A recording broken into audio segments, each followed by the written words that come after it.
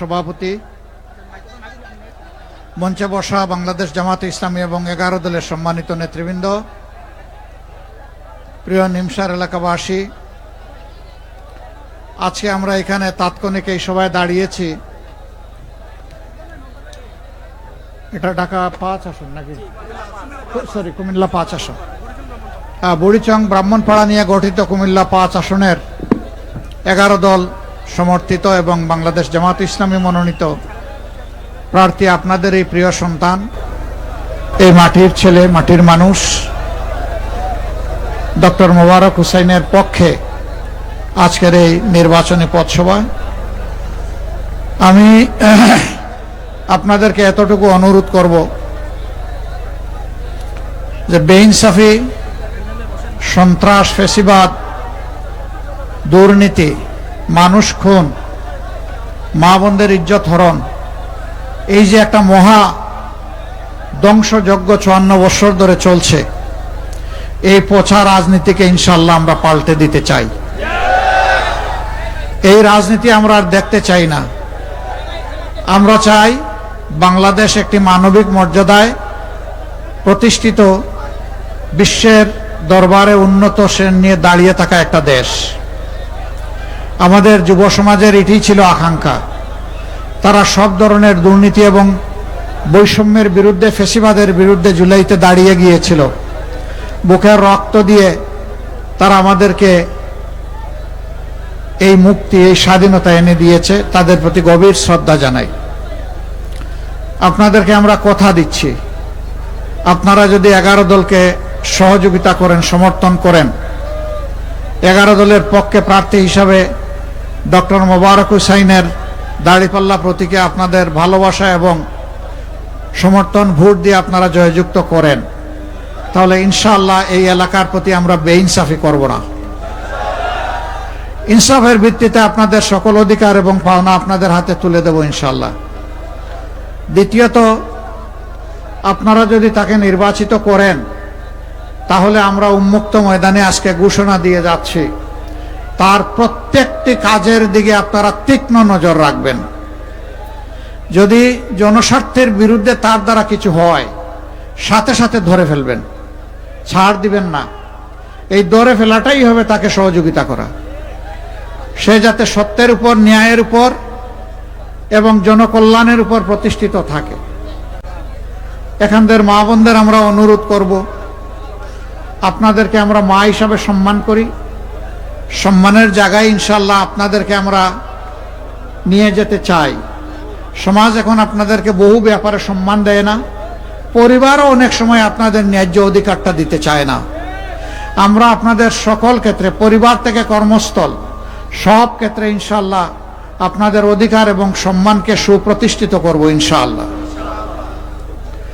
গড়ে, চলাচলে এবং কর্মস্থলে সব জায়গায় নিরাপত্তা এবং সম্মান, এই দুটি জিনিস আপনাদের জন্য নিশ্চিত করা হবে। আর যুবক বন্ধুরা যারা আছেন, আমরা বেকার ভাতা হাতে তুলে দিয়ে যুবকদেরকে অপমান করতে চাই না। আমরা প্রত্যেকটা যুবকের হাতকে শক্তিশালী করতে চাই, যাতে দেশ গড়ার একজন কারিগর হিসেবে সে দায়িত্ব পালন করতে পারে এবং গর্বের সাথে, স্বস্তির সাথে পরিচয় দেয় যে আমি বাংলাদেশ, আমার বাংলাদেশ, আমি নিজেই বাংলাদেশ, আর এই দেশটা আমার দেশ। আমি দিতে চাই। আমি দুর্বল হাতে বেকার ভাতা নিতে চাই না। আমি কাজ করে খেতে চাই। তারা কিন্তু এই দাবিতেই রাস্তায় নেমেছিল যে আমার অধিকার আমাকে দাও, আমার কাজের অধিকার আমাকে দাও, ওই অযৌক্তিক কোটা সিস্টেম উঠায় দাও। প্রথমে উঠায় দিল রাগ করে, পরে আবার কায়দা করে নিয়ে আসলো। নিয়ে আসার পরেই তারা ফুঁসে উঠেছিল। তারা তো সেদিন কারো কাছে বলে নাই, এই দাবি করে নাই যে আমাদেরকে বেকার ভাতা দাও। তারা বলছে আমার কাজটা আমার হাতে তুলে দাও। আমরা সেই কাজটাই তুলে দেবো ইনশাআল্লাহ। এখন যারা চাঁদা উঠায়, মানুষকে কষ্ট দেয়, দুর্নীতি করে, আমরা তাদেরকেও সাহায্য করব। বলবেন কি আরো বেশি চাঁদা দিয়ে সাহায্য করবেন? না, তাদেরকে বলবো চাঁদাবাজি ছাড়ো, চাঁদাবাজি করতে দিব না, চাঁদাবাজি ছাড়তে হবে, সুস্থ জীবনে ফিরে আসো। বারবার বলছি, তোমাদের অভাব অনটন থাকে, আল্লাহর দেওয়া আমাদের রিজক তোমাদের সাথে ভাগ করবো ইনশাআল্লাহ। তবুও মানুষকে কষ্ট দিও না, চাঁদাবাজি ছেড়ে দাও।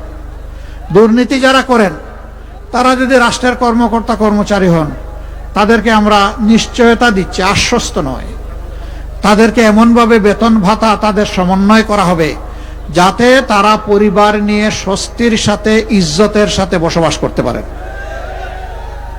আমরা তাদেরকে বাধ্য করব অল্প বেতন দিয়ে, যেটা দিয়ে তার সংসার চলে না, আবার সে দুর্নীতি করলে তারে দায়ী করো, রাষ্ট্রের কোনো অধিকার নাই তাকে শাস্তি দেওয়ার। রাষ্ট্র সেদিনই তার কাছ থেকে জবাব চাইবে যেদিন রাষ্ট্র আগে তাকে সম্মান দেবে। আমরা সেটাও করব ইনশাআল্লাহ। আমরা আরেকটা কাজ যেটা করব, এই দেশে ধর্ম বর্ণ এইগুলার ভিত্তিতে আর কোনো ভেদাভেদ আমরা রাখবো না। সবাই মিলেমিশে আমরা বাংলাদেশ গড়ব, ফুলের বাগানের মতো গড়ে তুলব। রাষ্ট্রের কর্মকর্তা কর্মচারী হিসেবে যার যেটা যোগ্য পাওনা তার হাতে এটা তুলে দেব। কাজ তুলে দেওয়ার সময় দুইটা জিনিস আমরা দেখব, একটা যোগ্যতা আছে কিনা, আর একটা দেশপ্রেম বা দেশের প্রতি তার অঙ্গীকার আছে কিনা। এই দুইটা যার থাকবে তার হাতে তার ন্যায্য কাজটা চলে যাবে ইনশাআল্লাহ। আপনারা আমাদেরকে সহযোগিতা করবেন দাড়িপাল্লায় ভোট দিয়ে ইনশাআল্লাহ, আর সহযোগিতা করবেন পুরানা বস্তা পচা বন্দোবস্তকে পাল্টে দিয়ে নতুন বাংলাদেশ 13 তারিখ থেকে গড়ার জন্য গণভোটে হা। গণভোটে কি বলবেন? হা বলবেন। আপনাদের সবাইকে ধন্যবাদ। এবার আমি আপনাদের সামনে পরিচয় করিয়ে দিচ্ছি, পরিচয় আপনাদেরই মানুষ, কিন্তু পরিচয় নতুন মুড়কে, যে এবার তার হাতে আমরা ইনসাফের প্রতীক এই দাড়িপাল্লা আমরা তুলে দিচ্ছি। সে যাতে এই দেশ এবং জনগণের প্রতি ইনসাফ করতে পারে, এই প্রতীকের সাথে থাকবেন।